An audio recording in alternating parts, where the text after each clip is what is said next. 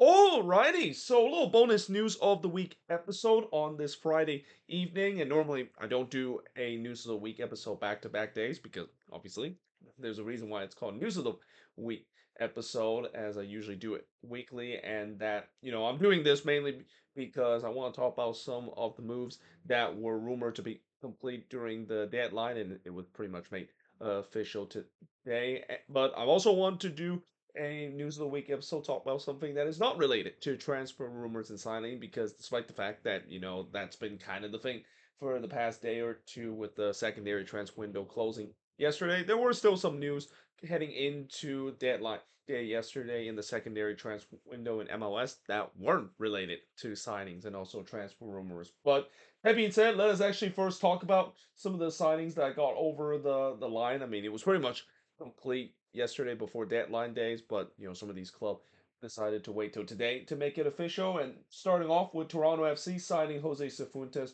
on loan through next year for Rangers FC. Now, as I mentioned before, TFC, they are definitely showing a lot of ambition during this summer transfer window. They already got Georgi Mihailovic from the Colorado Rapids, which will be a huge boost in terms of not only the creativity department of this team, but just the he could be the showcase piece in terms of this rebuild that they are really speeding through as we head into next season. There could be a case where TFC could be as competitive as next season as well, and now they add another piece that for Jose Cifuentes, I know that he had a bit of a downward trend as his time with LAFC concluded. I mean, I remember how he was really good, and that's kind of what really made him a chance to get his dream move to Europe. And from what I also heard from Rangers fans, they said that he hasn't really done very well during his time with Rangers, but we'll see whether or not a move coming back to MLS, especially coming back from a league that he is very familiar with, and joining this project that this TFC side is embarking heading into the end of the season and then heading into the next season, might rediscover his good form that he has with LAFC. And if that, of course, is the case, I don't know if there's actually an option to buy, but if there is an option to buy, there could be a case that TFC will exercise that, and that Jose Cifuentes could be a really big showcase piece, at least in the midfield for this Toronto side heading in to the end of this season and even next season as well. Speaking of a rebuild, CF Montreal, of course, is another team that is kind of going through this deep rebuild and starting to sign some showcase pieces in terms of getting their rebuild going. And one of them, of course, is bringing Ivan Jaime as a designated player. Now, apparently, this is also a loan move as well, but I think there's also a option to buy heading into to next year as well once the loan does concluded. But yeah, anytime when you have a guy that, as I mentioned before, as much as he definitely has the talent to do so, I have heard that he has some off the field maturity issue, which that could be something that could be a little concern if you're Montreal. But still, if his talent is going to showcase and at least he keep those off the field maturity off of when he's performing on the field, I think this could be a good piece for him. I mean, this is pretty much the Caden Clark replacement, and this is also the guy that they're hoping he's going to be the number 10 heading in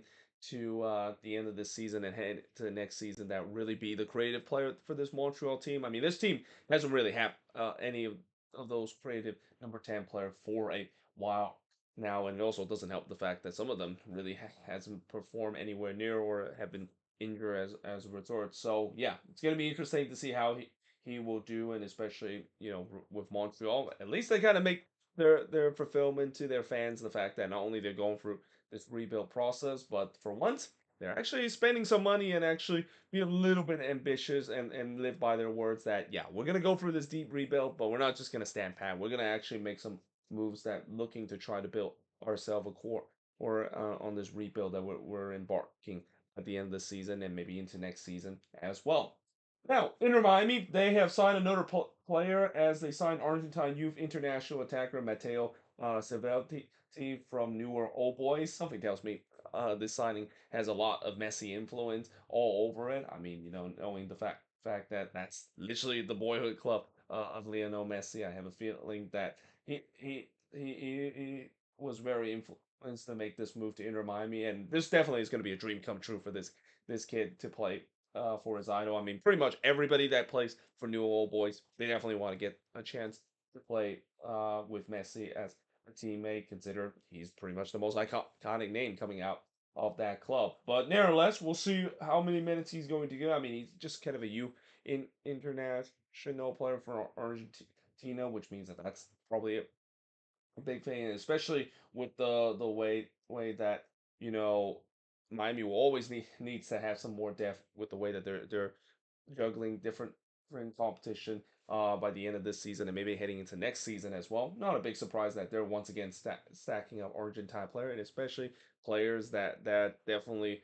I know there's going to be a lot of people in Argentina really want to join Miami because as long as Messi is there, a lot of these players would definitely die to play with their idol with the same team. And yeah, Mateus Savita is definitely the latest player to join that list. Now, the Chicago Fire, they actually signed another defender in this Serbian defender called Viktor Radojovic. Now, he's more of a fullback rather than a center back. That is, obviously, the Fire did stock up on that center back role with signing Joel Waterman from Montreal. But I have a feeling the reason why they made this signing is that they want to have some more depth in the fullback position, especially, when you look at the fullback position, Andrew Gutman is pretty much the star piece in that position. But after that, it gets a little bit murky for the Chicago Fire team. So definitely doesn't help it doesn't hurt the fact that they decided to bring more depth in terms of, as I mentioned before. Anytime when you decided to bring depth, it's definitely a good thing. And then Minnesota, as I mentioned before yesterday, they've been one of the more busier team on deadline day. It feels like the team finally answered to the prayer that the fan base been asking for signing and reinforcement, and they did it pretty much on the very final day with a bunch of signings that happened on deadline days. And one of the showpiece signing besides signing Dominic Fix yesterday is that they decided to get defender Nekatero Trinides, and I might have just completely butchered that name as well, but he is a player that comes from Sunderland, though technically he's actually spent on loan with Hibernian as well. He wasn't with the Sunderland team that got promoted to the Premier League this season. And also, when I meant defender, he's more of a midfielder. He's more of a guy that plays in that sixth role, which, like I said, that is a spot that Minnesota absolutely needed. Like that is something that Loons fans, including myself, been dying for the club to try to address. And I was kind of concerned that they weren't going to do it. I thought they were going to neglect that biggest problem that they have. I mean, as much as I like the fact that the team did finally start to make some signings, it is pretty clear that that number six role needs to be addressed. And from what I heard, at least from Hibernian fans, it feels like they said that he's definitely a good player, especially in that number six role. And again, as I said yesterday, if he can be an above average kind of number six in this league, and maybe even approaching the level to be one of the best number six, kind of like a number six that we have not had since Ozzy Alonso left this team, then I think Minnesota can definitely be a contender. I think this team have definitely improved with the signings that they made. Obviously, times will tell, especially with the way that these signings came really late. It's going to take a bit for these guys to really get themselves to know the league and also know the style that Eric Ramsey run. But if it works out quickly, like what we saw last season, when we saw a lot of signings that come comes from Minnesota, and they some of those signings really implemented relatively quickly, then I think this could be a case where, as I said, this team, the way that they've been playing this season, they can definitely be a cup contender if they make the necessary re-signing, and if those signings turns out to be a hit, and if that is the case, yes, they are definitely going to be a cup contender, maybe even still a supporter shield contender as well, because like I said, they're not that far off of that. They're currently second in the Western Conference. I think they're like 4 points out of San Diego, who's currently at the top of the supporter shield standings. And let's also not forget they do play against San Diego one more time in September as well. Now, the New York Red Bulls, they have acquired John McCarthy in exchange for 150,000 general allocation money and also a third round draft picks to the LA Galaxy. That's actually pretty cheap. I think this is a good deal for the Red Bulls. Consider that again. I know they most likely be the backup for Carlos Cornell, but consider they desperately need a backup. John McCarthy, I think, is a good serviceable backup, and especially the amount that they of course pay. I mean, compared to what Charlotte did, which is they pay like 700,000 for Drake Calendar as a backup to Christian Kalina. That I think was kind of a bit of an overpay in my opinion. This one seems like it's more reasonable for the Red Bulls. So good business for the Red Bulls, and for the Galaxy. I know it sucks the fact that they lost John McCarthy, and certainly the fans will remember the memories that he brought in MLS Cup last year as well. But yeah, it was pretty clear that Novak Mikovic basically won that spot a couple of weeks ago, and there was really no place for John McCarthy with the LA Galaxy after that.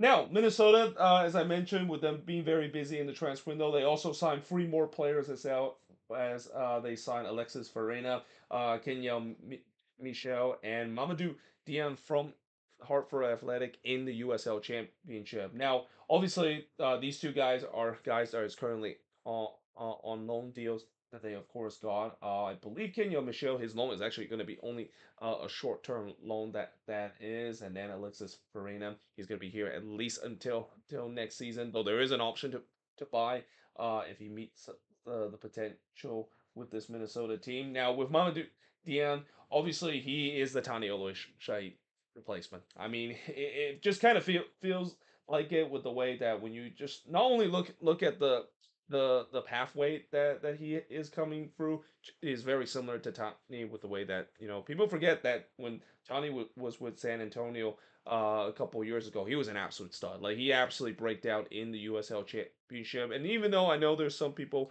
question is that level going to continue into MLS, well, we have seen before that it does translate into MLS, and Tani Oluwaseyi is a great example of it. He did really well with Minnesota all this year, had his breakout season this year and also last season as well. Eventually, going to make that move to Villarreal. So why not decided to kind of go back to that well again by getting another guy that again really lights up the USL Championship. Mamadou Dian did really well with Hartford Athletics. In fact, I think he's like one of the leading goal scored in that league right now and leading the league in XG as well. And also the physicality and the attribute that Dion Gray compared to Tani is very similar as well. Both of these guys are very strong, kind of hard nosed number 9. So I think this is a good signing for the Loons. Obviously, the one thing that I think Mamadou Dion doesn't really have as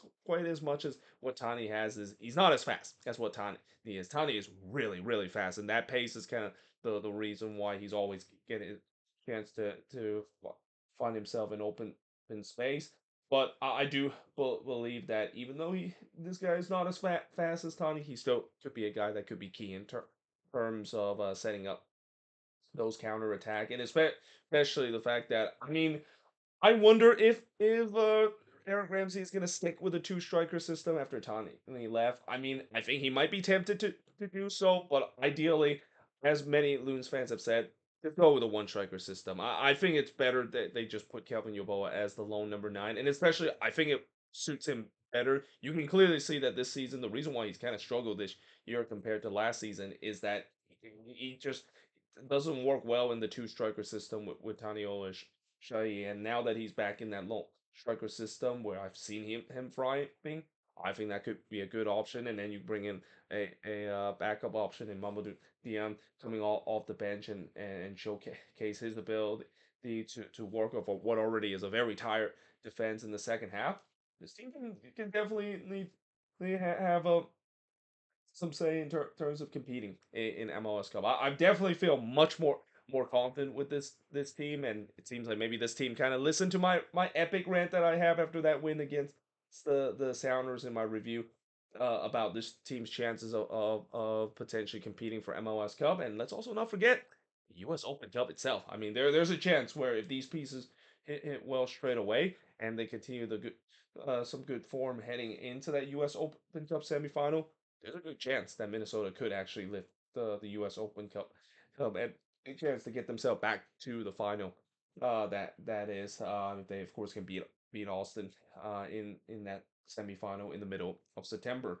Now, moving on to talk about some transfer rumors that is not related to signing. So first of all, Javier Mastrano, it seems like he's not going to be fine because of the phone incident that he has, where he basically did a FaceTime call with his assistant coach, basically give him some instruction from the stands as well. And apparently, they said that that's not illegal. That's perfectly legal according to the Leeds Cup, and he's not going to be fined because of that. Now, obviously, there's been a lot of criticism, and understandably. I mean, I feel like as many people have said, it feels like this is definitely counterintuitive of what is the point of him getting sent off when he can still basically use his phones to basically communicate with other people. I mean, it's like saying that you got kicked out because you cheated on a test, but you somehow still phone your friend to help you complete the test and so for like that. I mean, it just feels like it's very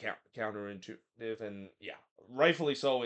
There's been a lot of criticism in terms of that, and it also doesn't help the fact that this will continue to feel that narrative of Inter Miami taking advantage of the rules that as well as this is definitely a latest example of it because in the more ideal case that clearly should not be allowed, and especially with the way that Javier Mascherano, when he was sent to the stands, he wasn't even sent to the stands by that much. He was only like in the first row of the stands, which was like right behind the Inter Miami bench. I mean, that feels like that's definitely not the definition of getting sent to the stands after a red card. So again, rightfully so. There's been a lot of criticism, but if there's one thing we definitely know is that he will not be available in the semifinal game because of the red card as well. But at least it's only a one game suspension. It ain't gonna be two, and like I said, there's not gonna be no fine in terms of the phone instance. So a little different than what we saw with Miguel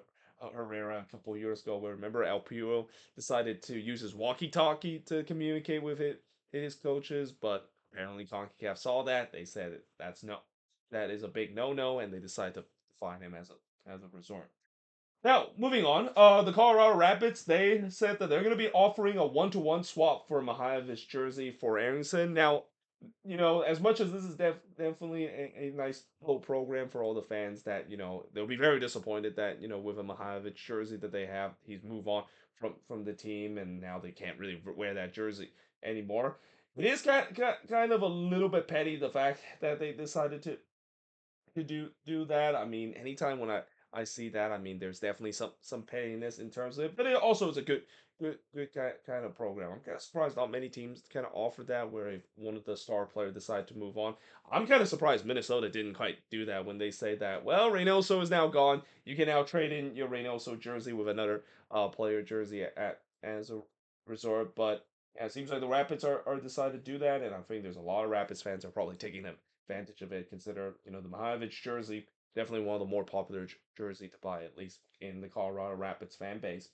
Now, moving on to talk about news that is not related to MLS, starting with the Canadian Premier League. So they actually have now reached an agreement that they are going to be expanding to Quebec. Now, as much as a lot of people are thinking, well, is it going to be somewhere that is not in the Montreal area? Well, unfortunately, it seems like it is going to be in the Montreal area. It seems like it's going to be happening in Laval, which is a suburb in Montreal, and it kind of makes sense because they actually have the facility to do so. They actually have a team, an amateur team playing in that area, and seems like they're going to use that stadium for a Canadian Premier League kind of team. But at the same time, I can also understand why people want to see the league to maybe expand to a different place, maybe like Quebec City, for example. But the bottom line is, when you look at the CPL and when you look at the attendance usually are pretty good for teams that are in bigger market, and Montreal especially is definitely one of the biggest market that is, and especially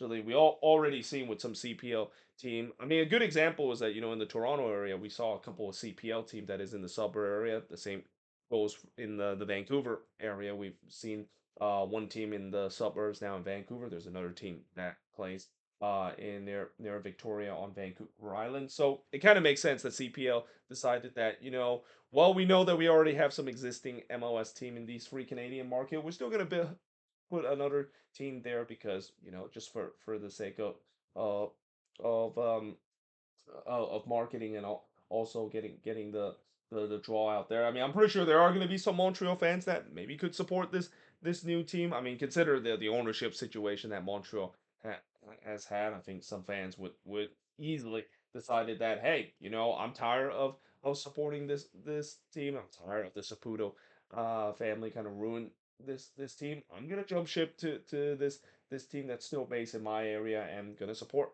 them. And if they do well, then I'm definitely gonna be supporting them, and especially the Canadian Premier League. The Canadian Premier League, I think it could be a big thing in the coming years. And also for those of you wondering why exactly MLS teams or MLS have not decided to go into the Canadian market and maybe add more Canadian team.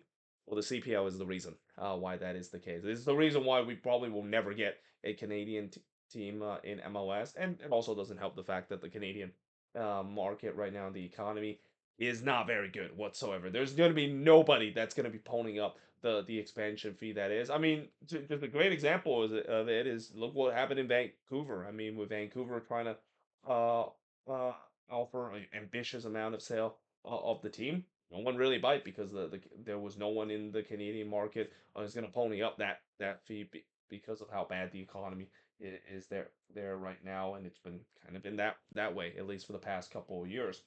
Now, the Pittsburgh Riverhound, they are going to be expanding their stadium as well. Now, this is not a big surprise because their stadium is a little bit small considering that the Pittsburgh Riverhound, they actually have a pretty good fan base out there. Pretty much almost every single game is sold out there, and especially that is a stadium that I absolutely want to visit. I mean, of all the USL stadium that I want to visit, it is definitely going to be one right near the top of my list because it gets a very beautiful view of downtown Pittsburgh as well across the Allegheny River. Now, obviously, the good news about the expansion is that they're not actually going to touch the side that has the view of downtown Pittsburgh, and why wouldn't you do so? I mean, that's the most unique thing and the biggest feature of that stadium. But it also the fact that they can't really build on that side because there's literally a railroad track right behind the stadium that is and right close to the river as well. So makes sense the fact that the only way they can expand is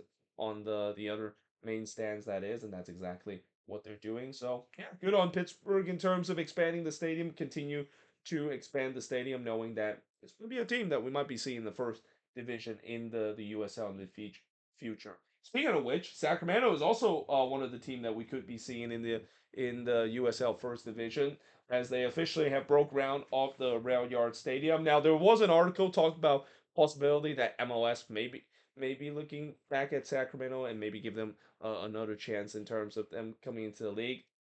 I mean, I feel like every time we have this discussion about MLS coming to Sacramento, I'm pretty sure we all know what's going to happen. It's not going to happen. I think that ship has kind of sailed to a point where, the people in Sacramento, if you talk to them, they don't want to go to MLS. They're getting tired of being gaslight so many times throughout this past decade of coming to MLS and not be able to do so that it's getting to a point where they just say I'm happy of just staying in the USL. And especially like I said, with the USL having this promotional relegation, with the first division coming soon that will match the top tier of US soccer and be competing directly for MLS. Why do you think Sacramento wants to go to MLS when they're literally going to be playing in a league that is also going to be level pegging with MLS as well? So yeah, I feel like that ship has definitely sailed when it comes to Sacramento coming to MLS, and especially with the announcement of the USL really pushing to have the first division being right out the same tier as MLS. There's no point for Sacramento to have to come to go to MLS. Like, why would you decide to leave a league that has a lot of promise right now and are potentially could be a top flight league in the future to a league that you're gonna have to pay a lot of money again to try to get into the league, and a league that has repeatedly denied you of going in despite the fact that they've been kind of showing a lot of broken promises that eventually that they're going to be coming into the league as an expansion team. And then last but not least, the U.S. Open Cup qualifier will now be featuring 146 clubs, which is the most we have ever seen in the qualifying round. And there's going to be 4 qualifying rounds with 16 teams advancing to the first round proper. I believe the first round of the qualifying is going to start in the middle of September. I can't wait for that. I mean, I always love to go to these qualifying games. You see me do a lot of that in the Sports Off series, and I'm going to do that once again for this fall. But Either way, hope you guys enjoyed this video. If you do, make sure you guys leave a like, smash the subscribe button. As always, let me know in the comments below what do you think of these news that I did, and if there's any news I didn't mention here at the board, especially if there's any other signings that happened yesterday that maybe just announced recently. Let me know in the comments below as always, because when I wrote the notes here, I wrote this about an hour prior to me recording this video, and maybe there's already another move that is being made as we speak right now. But either way, hope you guys enjoyed this video. If you do, make sure to leave a like, smash the subscribe button, and yeah, I of course will see you guys next time.